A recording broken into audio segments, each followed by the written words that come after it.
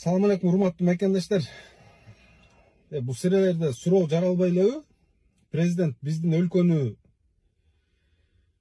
сатып жиберген эмеспи? Я Садыр Жапаров биздин мамлекетти орду түбү менен баягы Акылбек Жапаров айтып жүргөн хиппике тыгып салган жоксуңарбы? Же арендага берип салдыңарбы? С последующим выкупом. Же залогко койдуңарбы? Же карта куттур үйдүңөрбү? Эмнеге мындай болуп атат? Эмнеге эл кыйналып атат? Ким менен сүйлөшпөй карапайым эл баардыгы кыйналып атат, бүт сөгүп атат. Жанагы халкынын саны 180 миллион, 200 миллион болгон мамлекеттерге, миллиард болгон мамлекеттерге эмнеге визаны чектебей атасыңар? Биз аз эле калкпыз го. Визанын квотасы барбы? Өзүбүздүн жаштарды мамлекеттик деңгээлде реклама кылып сыртка чыгарып атасыңар. Өзүбүздүн жарандар ишсиз калды. Таксиде дагы, ошол кийим тиге турган тармакта дагы жалаң эки жактан келгендер, индустар, пакистанец, Филиппин, Бангладеш толуп кетти го. Неге мындай болуп атат? Мындай менде ушундай бир пикир болуп атат да, кыргызга кайнаса каны кошулбаган бирөө келип алып эле Кыргызстандын байлыгын каалагандай оңго солго чачып эле, сатып эле, тууган уругу менен байып, эл качан ойгонуп көтөрүлгөндө качып кетем дегендей эле саясат жүргүзүп аткандай сезилип атат да. Я мекендештер,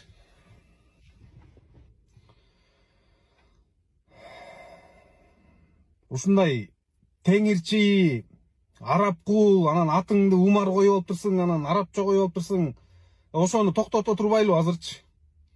Өзүбүздүн улуттук идеология калдырап, бош челектей болуп калдырап турса, албетте ар кимдин идеологиясы каптап кетет да. Мамлекеттик тилге дагы, идеологияга дагы жогорку деңгээлде көңүл бурулбай жатат. Мүмкүн бул атайын эле саясат. Ассаламу алейкум, урматтуу достор, урматтуу кыргызстандыктар. Аты жөнүм Нурмухамед Жаркынбаев. Бүгүн мен бир маселени көтөргүм келип атат да, эми кимдерге жагат, кимдерге жакпайт, аны бир Кудай билет. Бул маселе биздин азыр Кыргызстанда индустар, пакистандыктар аябай бир көпчүлүктү түзүп кетти да. Мен айтайын дегеним, буларды кууп салалы, депорталап салалы эмес. Алар дагы мусулман, биз дагы мусулманбыз. Бирок азыркы учурда бүт цехтерде, ошол биздин мурда кыргыз балдар, кыргыз студенттер иштеп жүргөн цехтерде бүт индустар иштеп жүрөт да азырчы. Кыргыздар мине албаган машиналарды минип жүрүшөт. Алардын правасын каяктан алды, канча окуп алышты, бул боюнча бир текшерген адам барбы биздин мамлекетте? Цехтерде мисалы булардын визасы болот, туристический виза 60 күнгө деп турат интернетте. Булар окуганы келгенде эми жылдык виза болот. Окуганы келген адам окуш керек Кыргызстанга. Биздин мигранттар мисалы Москвага барып, Москванын мыйзамына баш ийип, жашап баш ийбегенде депорт болуп келип атпайбы Кыргызстангачы? Бизде андай кылсак болбойбу? Бизде Кыргызстандын чек-арасына кирип алгандан кийин өздөрү каалаганы кылып жүрө берсе боло береби? Биздин мамлекет буларга бир мыйзамы жок мамлекетпи? Цехтерге кирип рейд кылып, визасы кандай виза, туристический визабы же студенческий визабы же рабочий визабы, ошону текшерип туруп, эгер студенческий виза болсо иштеп жүргөн жеринен кубалап буну университетине апарып тыгып коюш керек. Биздин бүт кыргыз балдар көчөдө калды азыр, студенттер цехтерде иштей албайт. Цехтерге барса бүт индустар тыгылып кеткен. Неге индустарды алып алдың десең, алар арзан иштешет дейт. Арзан иштейт деп Кытайдын баарын алып кирип алган да Кыргызстангачы. Эми бүт азыр жолдо карасаң, эки-экиден мотоциклга учкашып алып индустар жүргөн болот. Алардын правасы барбы? Ким текшерип атат аларды? Кандай бир условиялар менен жашап атышат бул жактачы?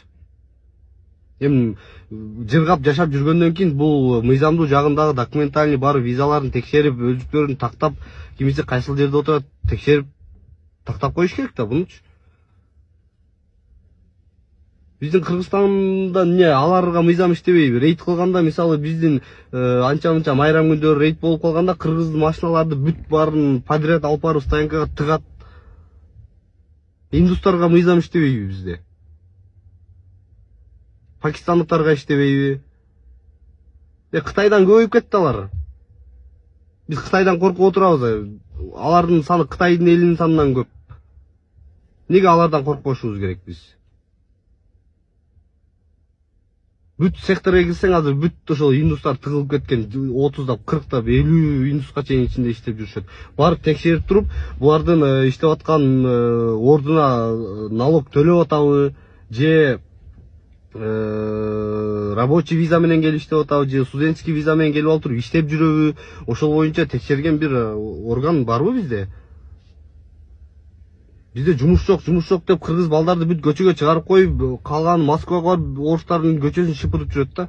Бул айтайын дегеним, бул аларды бөлүү эмес, просто мыйзам, тартип бар да бизде. Ошол тартипке баш ийиш керек да булар дагычы. Же тартип биз кыргыздарга эле иштейби? Индустарга, пактарга, кытайларга иштебейби бул нерсе? Алар деле мусулман, биз деле мусулманбыз. Мен аларды көчөдө калтырып койгула деген жокмун. Окуган келгенден кийин Кыргызстанда окуш керек. Окуган келип алып иштеп жүрөбү, университетке барып айтабы, буларды университеттен отчисление кылыш керек. Кыргыздарды подряд отчисление кылышат эгер келбей койсо. Буларга андай мыйзам таасир этпейби? Рейд кылыш керек ошол секторго кирип. Эгерде студенческий виза менен кирип алып туруп биякта иштеп жүргөн болсо, бүт баарын цехтин ичинен кубалап, цехти жабып салыш керек болсочу. Биздин ошол кичине тыйын кармап, акча кармап калган цехтин ээлери, мындай чоң бизнесмендер ошол кичине акча үчүн кыргыздарды көчөдө калтырып, индустарды алып кирип алып ичинечи. Эми бир аз өзүбүздүн жаштарга деген поддержкаңар, бир сыйыңар ушул болсо билбейм анда биз. Мемлекеттик комиссия түзүп, ушул УКМКнын 5 жылдык ишине калыс, көз карандысыз бир жыйынтык чыгаргыла деп койсо, ушул более калыстык болот эле. Көз карандысыз нерселерден. Анткени Ташиевдин азыр 5 жыл ичинде курган жанагы финансалык пирамидасы, баласынын байлыгы, инисинин байлыгы, эми инисин деле баласын деле билем мен. Ташиевке адвокат болуп жүргөндө, булардын байлыгын да билем канча экенин.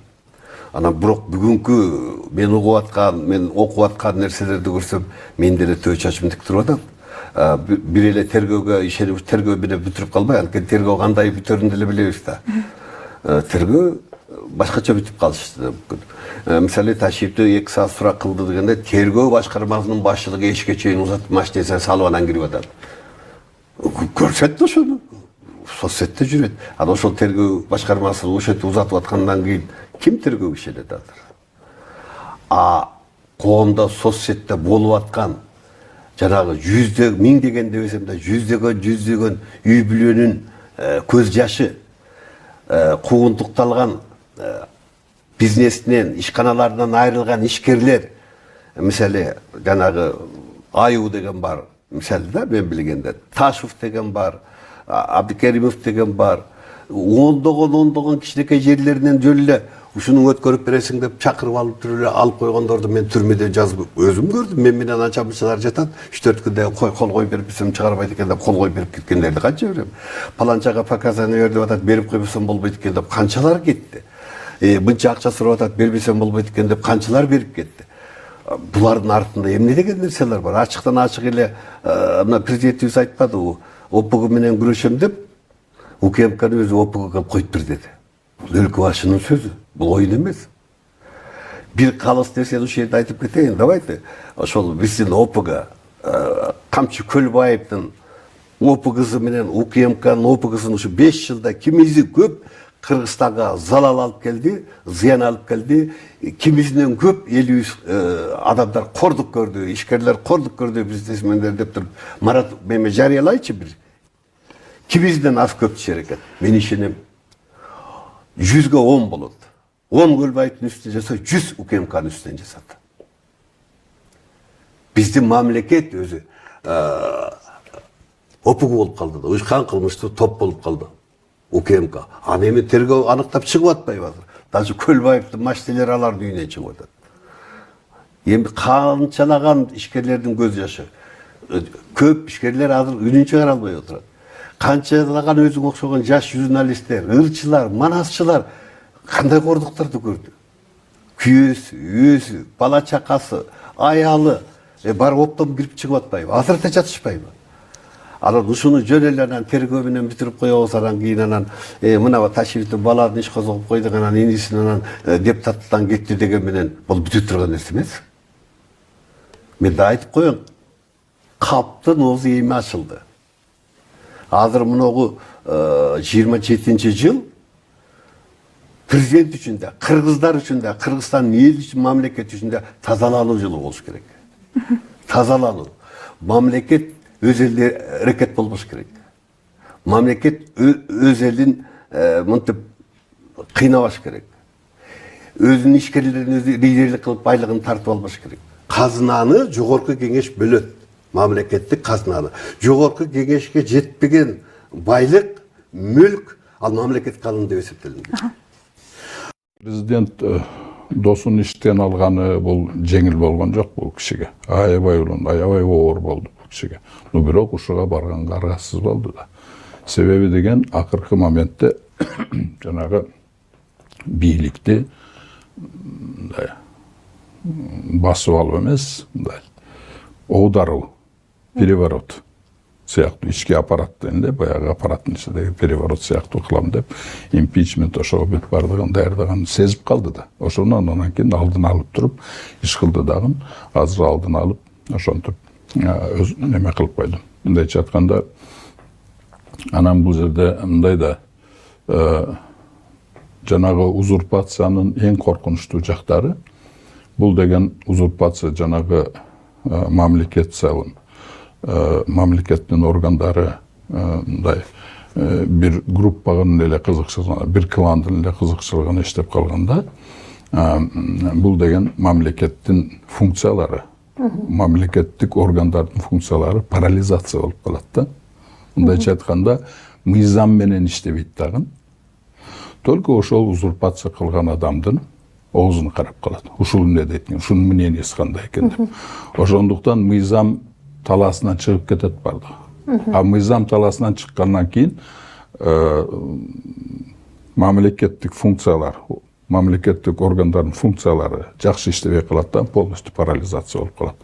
Ошондуктан бүт бардыгы мындай болгондон кийин бүт бардыгы жанагы мыйзамдарды бузуу, даже конституцияны деп сөөгө бүт бардыгы жол ачылат да. Анан коркунучу бул жерде мындай да, мисалы ошол эле УКМКны ала турган болсок, бул метод сиңип калды да, айрыкча жаш сотрудниктерге да. Карабайсызбы?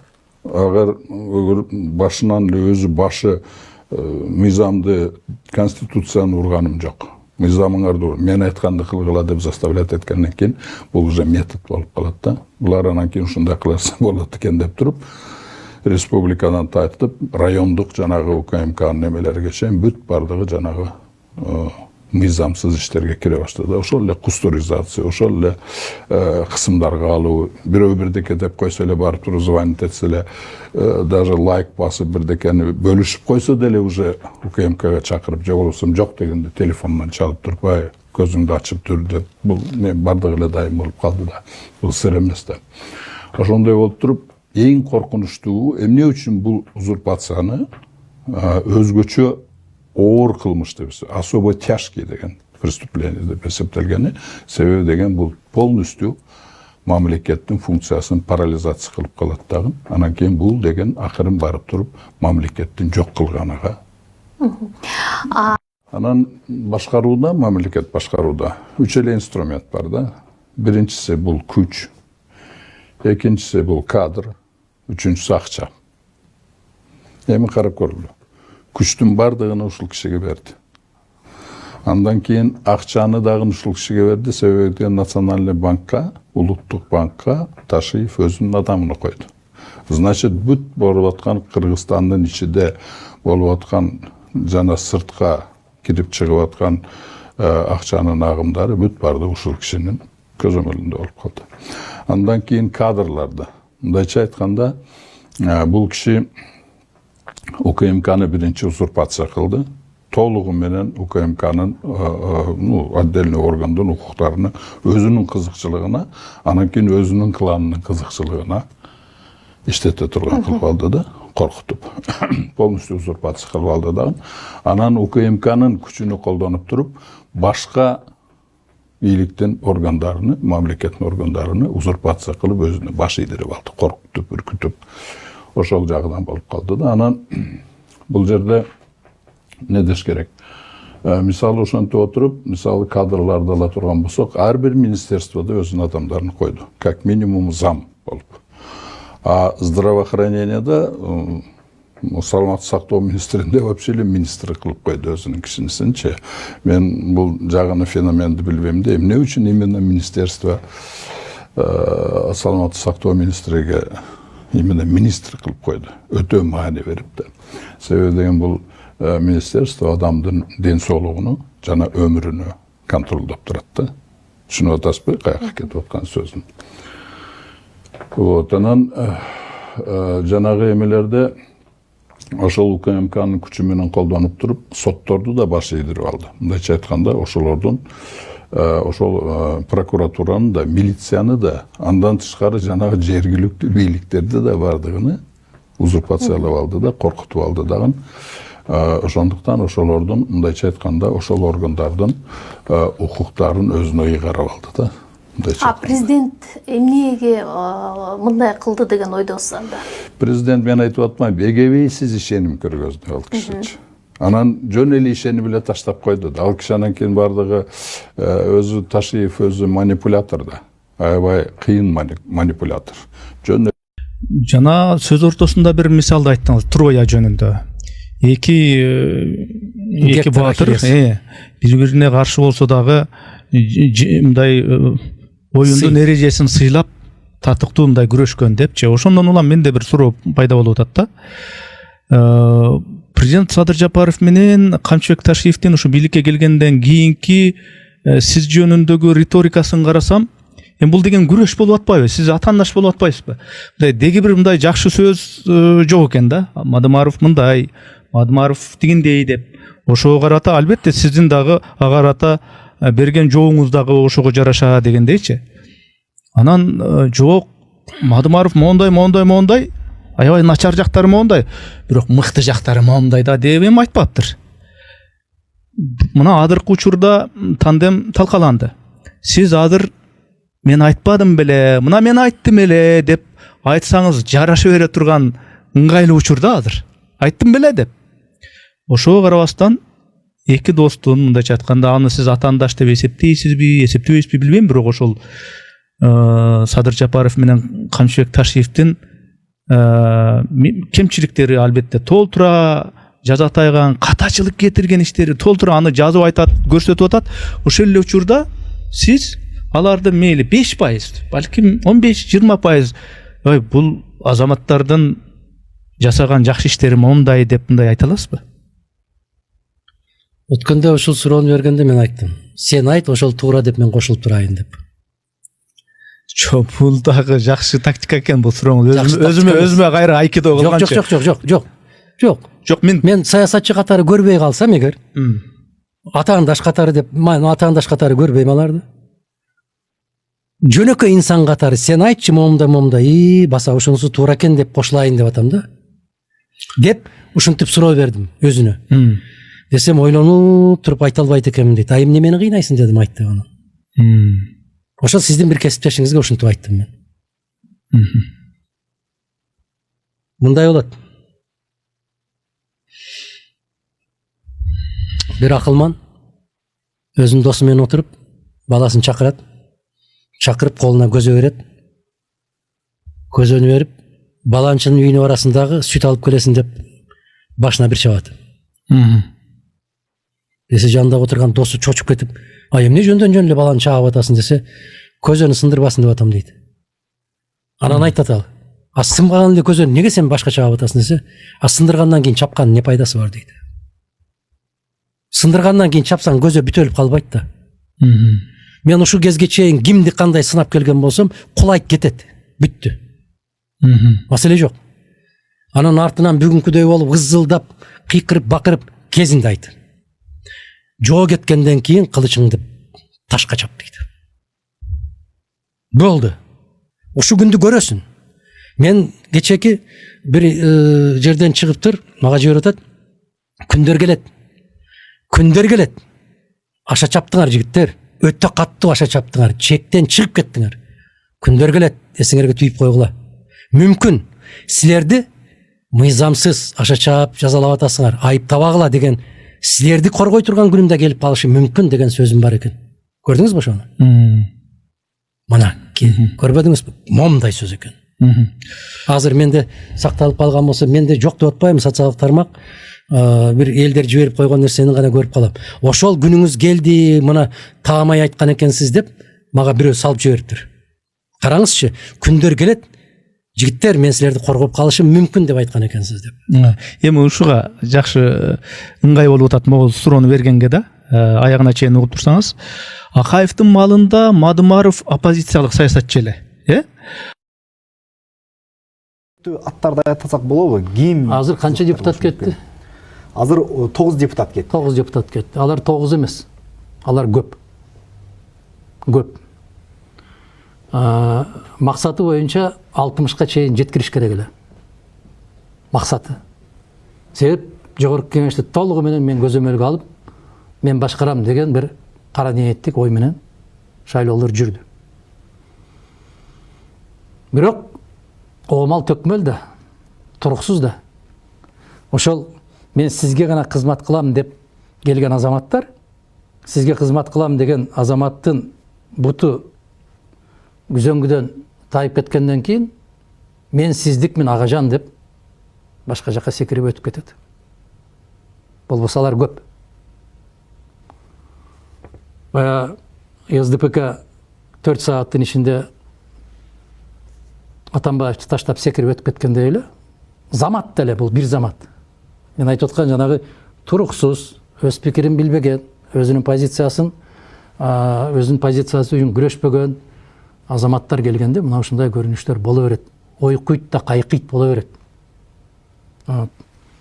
Алар өзүнүн убакын мөөнөтүн күтүп жүргөн. Парламентте күчтүү мындай бир пикир айтчу, күчтүү бир оппонент болчу азамат калбагандан кийин бийликке деле баягы жасакерленген азаматтардын кереги жок болуп калат. Кытайдын академиктери Сооронбай Жээнбеков 2018 жылы Кытайга барганда айтышкан. Анан артынан кууп келип өкмөтү менен келишим түзгөн, рахаттар бийликтелди. Анан алардын өкмөтү тапшырма бергенде алардыкы дисциплина темир железный. Bir жылдан кийин биздин артыбыздан келип, 19 жыл келип, Сооронбай Жээнбеков менен жолугуп, ошолорго жанагы ошол жердеги адамдар, көчмөндөр, силердин ата бабаңар болгон деп айтып кетишти. Кытайдан артыганы ким билет? Миңдеген жылдык мындай тарых жазып келген эл да. Ооба да. Анан Кытай академиги айтты. Кытайлар ошол силер болушуңар керек. Жакшы бийликтегиле. Баш аягыңарды мынтип карагыла. Каерде эмнеңер калды деп айтып атса, жок ал жомок дейт. Кытайдын академиги жомок айтса, анын башын жулуп алат. Ооба да. Жомоктун көчөгө чыгып айтып койсун, статьясында айтып койсун, ал башка бир мамлекеттин башын айландырып аткан болсочу, аны алар кечирбейт.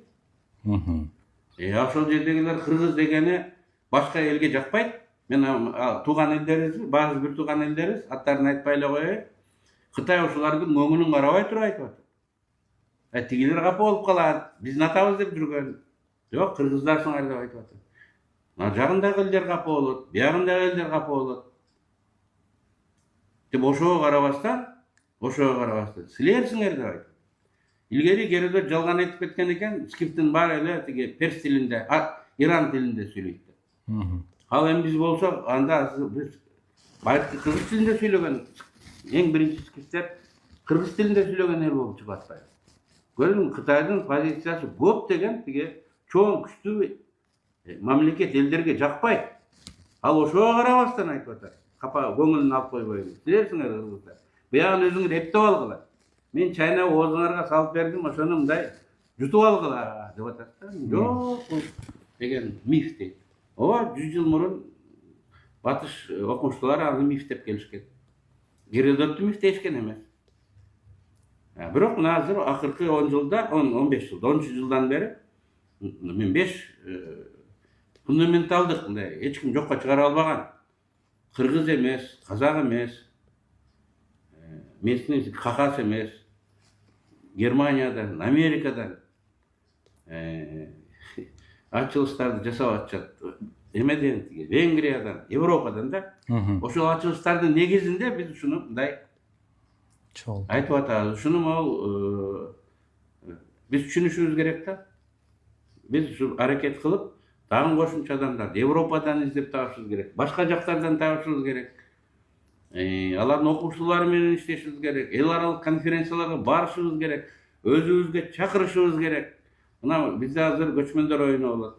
Ошого мен 5 дүйнөдөгү ведущий ушул скифологдорду көчмөн цивилизациясы боюнча, байыркы Кытай тили боюнча адистерди чакырып койдум. Президенттен сураңыз чакырайык деп. Мына алар келип көрсүн ошол 3000 жыл мурунку тарых, 3000 жыл маданият мына турат. 3000 жылдарда ошол эл болгон, ушундай ойногон, ушундай тиги эмелер оюндар болгон, бүгүн да бар. Мына ушуну үзгүлтүксүздүк деп коет. Мейкиндик да үзгүлтүксүз. Ошол чөлкөмдө 4000 жылдан бери биз үзгүлтүксүз жашап кетип атабыз. Таштап кеткенибиз жок. Муну ата журт деп коет. 4000 жылдан бери ошол жерде Салаян Алтайдан баштап Тянь-Шань Памирге чейин жашап келип атабыз. Кеткенибиз жок. Бул сөйөктөрдү кассак, сөөгөз ушул жерден чыгып атат. 4 жылдардан бери биздин када салтыбыз, улуттук оюндарыбыз, улуттук тиги тамак аштарыбыз өзгөргөн жок. Ошол кандай болуп турса, жерди казып алганда эмне чыкса, ошонун баары бүгүн дагы бар. Генетикалык үзгүлтүксүздүк, маданий үзгүлтүксүздүк, мейкиндик, убакыт 4000 жыл үзгүлтүксүз бар. Анан кантип эле анан бул жерде башка Иран тилинде сүйлөгөн эл жашап жатат. Бүткүл дүйнөнү окумуштулар. Ошонун ичинде Советтер Союзун окумуштулар. Кече жакынга чейин эле скифтер булар Иран тилинде сүйлөгөн эл болгон. Тажик деген эл. Ошол жерге чейин анда ошол эл жашаса, биз каякта жашадык? Каяктан келдик?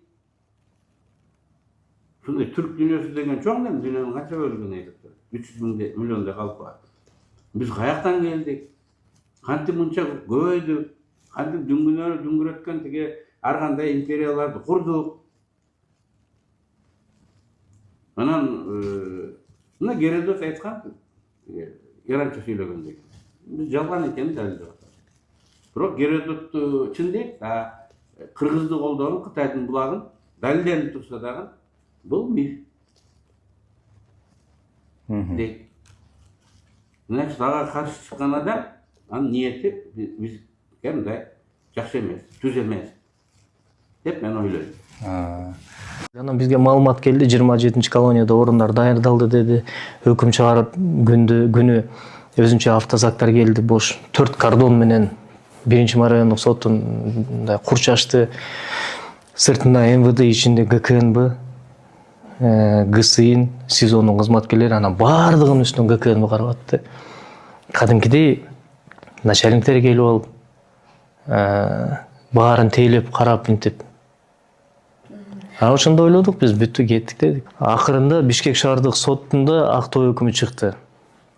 1 май райондук сотунда Марат Сыдыковдун жеке өзүнүн чечими болду деп мен ойлойм.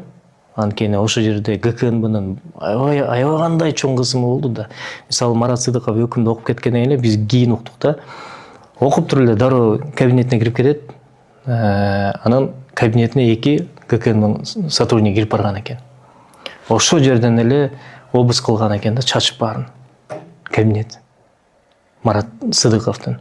Кийин аны кызматтан бошотобуз деп комитет судебный коллегия чечим чыгарат, бирок президент аябай жакшы кылды да. Президент кабыл албай койду. Бир кайсы бир районда азыр судья болуп жүрөт, бирок не по уголовным, а гражданский менен иштерди алып барып атат деп угуп атабыз. Бул ошо Марат Сыдыковдун тарыхый чечими болгон да. Бул көбүнө баягы күтүүсүз болуп калды, өзгөчө ГКНБ жака. Анан ошентип чечим чыгарары менен кабинетин тинтүүгө алышып, өзү больницага жатты, бир айдан ашык жатты. Мен ойлойм, эгер президент кийлигишпесе, жанагы кызматтан алып кое турган болсо, анда ГКНБ иш козгоп камамак да. Марат Сыдыковду ошо президент кол койбой койду, жумушунан албай койду, бул калып калды. Шаардык сотто болсо, баягы 1 райондо көрсөтүлгөн ГКНБнын кураторлугу жоголду. Бизге кадимкидей сезилди. Прокурорлордун, приставдардын, соттордун мамилеси өзгөрүп калды. Кадимкидей өзгөрдү. Силердин кесиптештер деле улам кирип чыгып көрүп атты болуш керек. Өзгөрдү. Алардын чечим чыгарганына жеңил болду да. Анткени кураторлук жок. Бизге эч ким чалган жери жок адамдардын. Келгиле, отургула деп. Соттордун болсо оройлугу жоголду. Прокурорлор жумуштарды кадимкидей. Бардык мыйзамды карап баштады да ичинде, сот залында.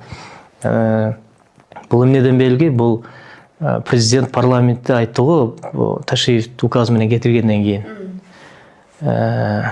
Эгерде буга чейин соттордо кураторлук болсо, мындан кийин кураторлук болбойт деп. Так ошо сөз аткарылды, анткени кураторлук коюлган жок. Эгер деле президент тарабынан кураторлук коюлуп кала турган болсо, мурункудай эле. Эми Ташиев жок да. Анда ким билет?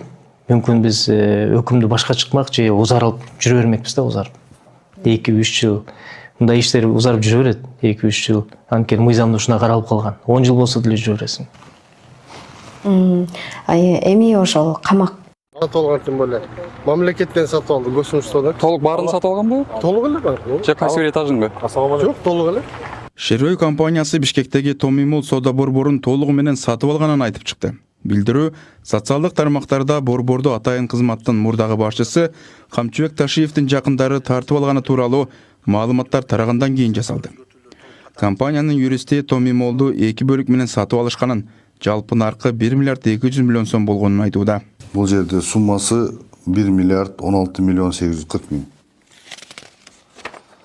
Так, бул жерде Фугиинин немеси бар, госимуществонун заявлениясы бар, что биз договор купли-продажи, то есть договор купли-продажи болгон рассрочканы биз 20 майда 2025 жылы алып атабыз.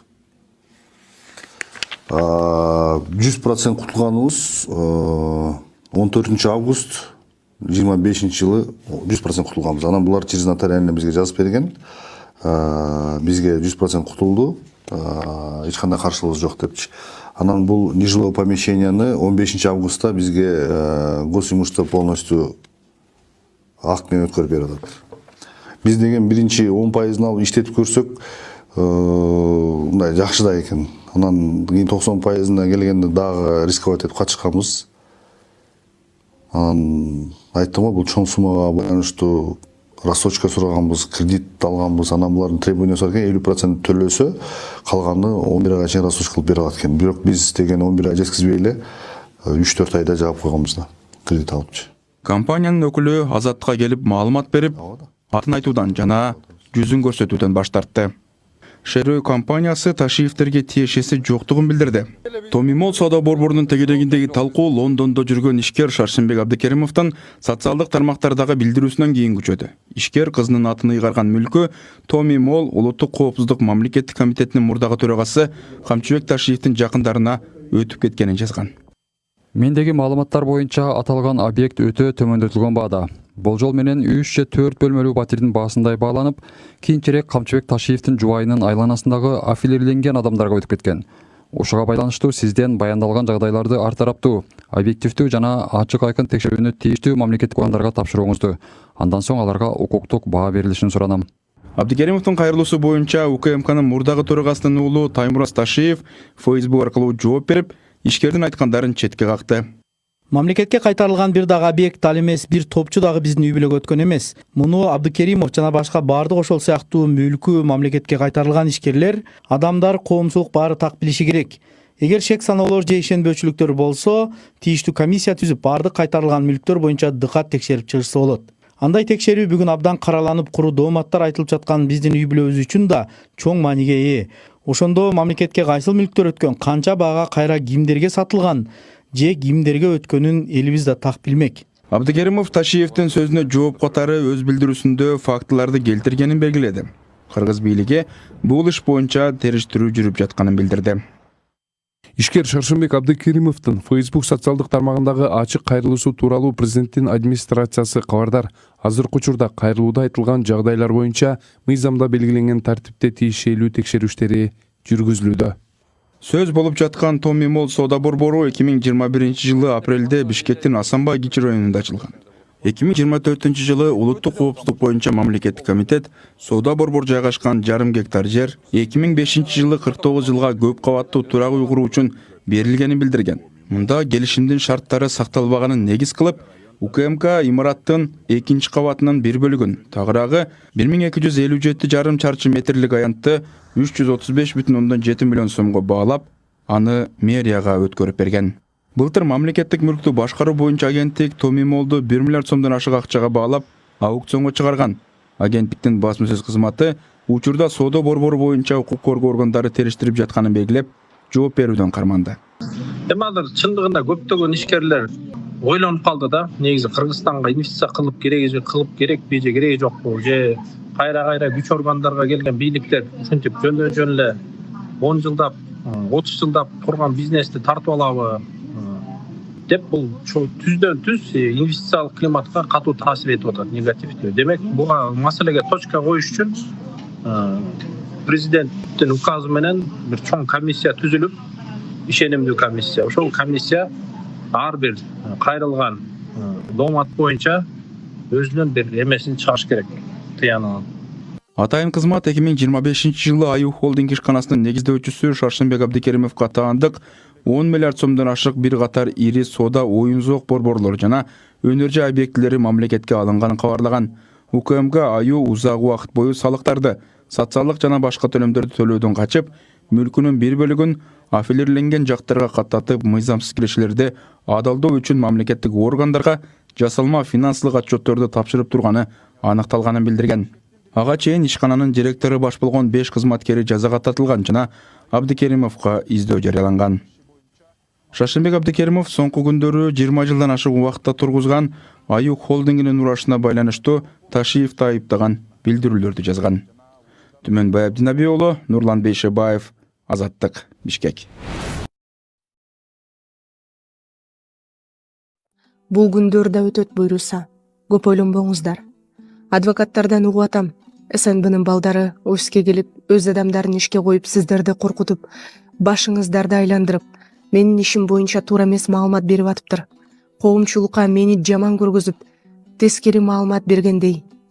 Сизге айтаарым, уулуңуз катары жана мени төрөгөн эне катары ишим боюнча чындыгында кандай болгонун сиздер билбейсиздер. Көп нерселер болгонун. Өткөн жылы ноябрь айында биринчи жолу камашканда бүт мүлкүмдүн баарын арестке коюп, камакта отурганымда өздөрү алдын ала даярдаган адамы Болот Байысов аркылуу Тилекмат Күренов менен байланыштырып, сүйлөштүрүп, ар бир сүйлөшүүлөрдү жаздырып алып, эми минтип камап отурушат.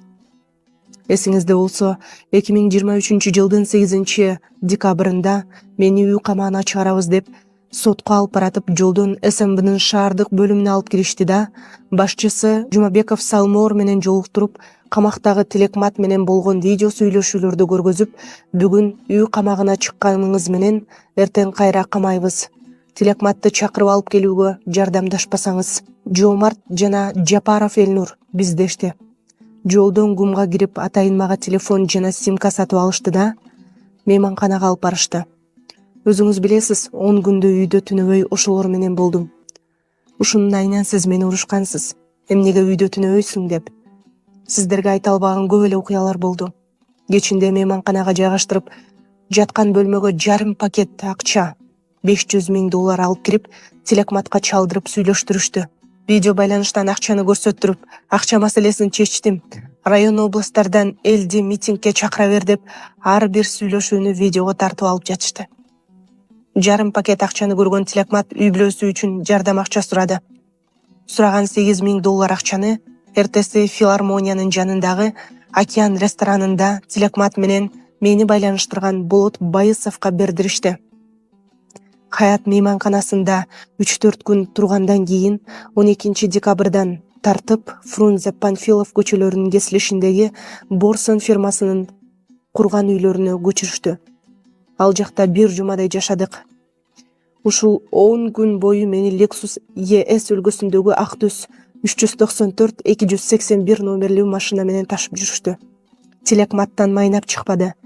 Бир айда Мадумаров, Гелдибеков, Матраимов, Динара Шыртаевналар менен иштеп результат кылбасаң, камайбыз дегеннен сиздерге да айтпай алардан качууга аргасыз болдум. Апрель айында мени кармагандан кийин жалдаган адвокаттарды коркутушуп, менден кабарсыз улам-улам алмаштырып атышты. 2024-жылдын 11, 12, 13 июнь күндөрү камактан адвокатсыз алып чыгышып, СНБнын шаардык бөлүмүнүн подвалына алып барып, 3 күн катары менен уруп сабашып, сенби президент болом деген, сенби кемпир абатка, жетим тоого, кызыл омполго каршы чыккан деп кыйнашты. Тизелеп жашагыча тик туруп өлгөнүм оң десем, Камчы Гулбаевты $5 миллион заказ берип, мен өлтүрттүм дейсиң деп электрический стулга дагы отургузушту. Эсимди 2 жолу жоготуп, араң өзүмө келтиришти. Сенин өлүмүңдү инициативать этиш бизге оңой эле иш деп да коркутушту. Булар өлтүрүп коюшу да мүмкүн экен. Кармоо учурунда террористти кармагандай кармашып, катуу эле сабап коюшкан. Кыйноодон кийин Жумабеков Салмоор кирип, кылган нерселериңизге өкүнөсүзбү дейт. Жок десем, Алтуха биздин адам, чалып сүйлөшсөң сизди СИЗО 1-ге котортуп берүүмдү суранып атат. Бирок сизди ал жака которсок, кыйнап өлтүрүп коюшу мүмкүн деп да көрдү. Кийин 13 июнь ВКС больницасына жаткырышып, дарыламыш этишти. Ушунча нерсени кылгандар буйруса Кудайдын астында, закондун астында да жооп беришет. Ушунча нерсе аз келгенсип, элге жаман көргөзгөнгө аракет кылып, компаниянын мүлктөрүн, счетторун арестке коюшуп, дольщиктерге жаман көргөзүп, объекттердин документтерин жылдырбай жатышат. Апа, билесиздер, эл деле унутпаса керек. Мен ар дайым элге, журтка жардам берүүдө, кайрымдуулук иштеринде колумдан келишинче себепкер болуп, жакшы иштерде алдына ат салдырбаганга аракет кылып келдим. Сиздерге наалат келчү, башыңыздарды жер каратчу эч бир ишке аралашпадым. Сотко алып барышканда көз жашыңыздарды көрүп өтө кыйналдым. Мындан кийин ойлонбоң. Сиз кандай тукумдансыз? Болгондо да Кокон хандыгынын акыркы ханы Полот хандын чебересисиз го. Акыркы Курманжан датка баласын дарга асылганын көрүп да башын тик кармаган. Көп сарсанаа болбоңуздар. Кудайым буйруса, бул сыноолордун артында жакшы күндөр жаратканын унутпасак. Тарых өз барактарына ар кимди эле жазып калтырбайт экен. Тарыхта калуу ар кимге насип болбогондой. Апа, катты эч кимге окутуп көрсөтпөңүз. Өзүңүз билсеңиз жетет чындыкты. Бирок эгерде өмүрүмө же ден соолугума бир нерсе боло турган болсо, бул кат тарых болот.